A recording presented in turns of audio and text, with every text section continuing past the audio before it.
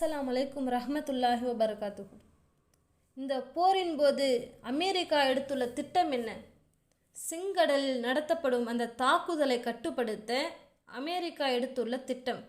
இந்த செங்கடல் பகுதியில் ஹூதிகள், இந்த கிளர்ச்சியாளர்களினால் நடத்தப்படும் அந்த தாக்குதலை தடுக்க அமெரிக்கா புதிய திட்டத்தை உருவாக்கியுள்ளது.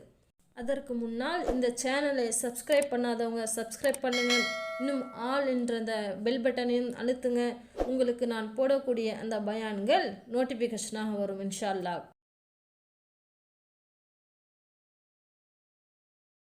அந்த அடிப்படையில் சுமார் 10 நாடுகளை இணைத்து படையை உருவாக்கி செங்கடலில் கண்காணிப்பில் ஈடுபடுத்த அமெரிக்கா முடிவு செய்துள்ளது.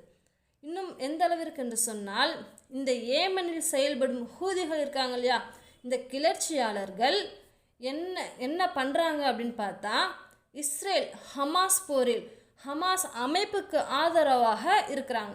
இவர்கள் செங்கடல் பகுதியில் அந்த போகின்ற அந்த வணிக கப்பல்கள் மீது ட்ரோன்கள், ஏவுகணைகளை வீசி தாக்குதலை நடத்துகிறாங்க. அதன் பிறகு அந்த தாக்குதலை முடிவுக்கு கொண்டு வரும் பட்சத்தில் அமெரிக்கா ஒரு புதிய நடவடிக்கையை முன்னெடுத்துள்ளதாக செய்தி வருது. இதை பற்றி அமெரிக்கா பாதுகாப்பு மந்திரி லாயிட் ஆஸ்டின் எதுவுமே அவர் தெரிவிக்கலை. இதை பற்றி எதுவுமே அவர் காமிச்சிக்கவே இல்லை.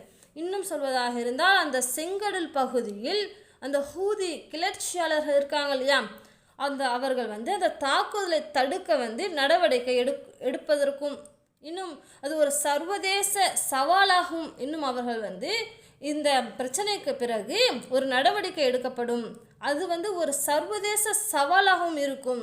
இதற்கு ஒரு புதிய பண்பாட்டு பல நாடு பாதுகாப்பு முயற்சியை நாங்கள் அறிவிச்சிருக்கிறோம் என்றும் சொல்லியிருக்கிறாங்க. இதற்கான பணியில் நாங்கள் ஈடுபட போகிறோம். இன்னும் எதுவெல்லாம் எந்த நாடுகளெல்லாம் சேர்ந்து இந்த செயல் திட்டத்தை செய்ய போகுது என்பதையும் இந்த அமெரிக்கா சொல்லியிருக்கிறாங்க.